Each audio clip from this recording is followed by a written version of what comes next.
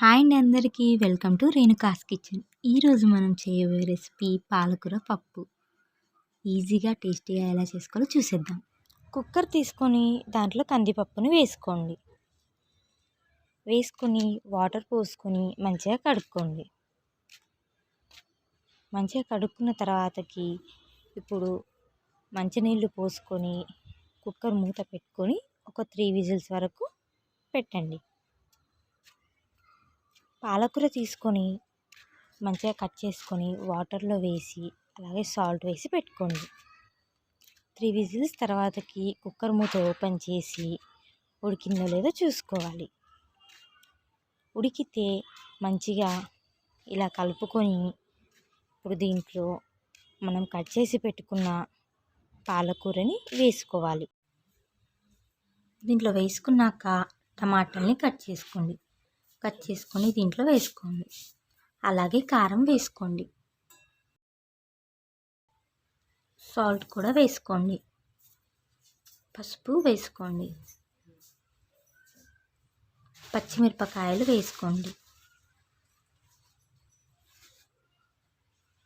వేసుకొని బాగా కలుపుకొని కొన్ని వాటర్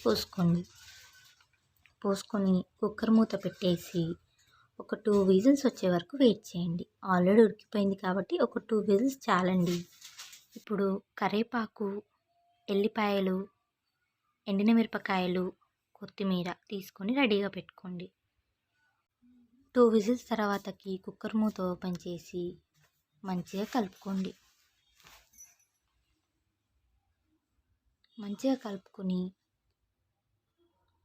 పప్పు గుత్తి తీసుకొని మంచిగా రుబ్బుకోండి. పప్పు పాలకూరని మంచిగా మెత్తగా రుబ్బుకోవాలి. మంచిగా పప్పును రుబ్బుకొని ఇప్పుడు మనం పోపు వేసుకోవడానికి పోపు గిన్నెని తీసుకోండి.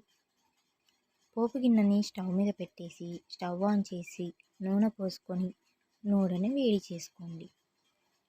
నూనె వేడయ్యాక మనము ఎల్లిపాయల్ని దంచుకొని నూనెలో వేసుకోవాలి. అలాగే జీలకర్ర ఆవాల్ని వేసుకోవాలి. ఎండిన మిరపకాయల్ని వేసుకోండి, కరివేపాకు వేసుకోండి, లాస్ట్లో ఇంగువ వేసుకోవాలి. పప్పులో కొత్తిమీర వేసుకొని కలుపుకోండి.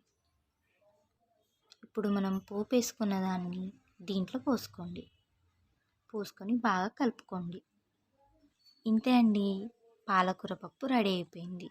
తప్పకుండా అందరూ ఈ పాలకూర పప్పు రెసిపీని ట్రై చేసేయండి. తప్పకుండా మీకు నచ్చుతుంది. ఇంకా మా ఛానల్ని సబ్స్క్రైబ్ చేసుకుని వారుంటే సబ్స్క్రైబ్ చేసుకోండి. ఇంకెన్నో వెరైటీస్తో మీ ముందుకు వచ్చేస్తాం. Thanks for watching Renuka's kitchen.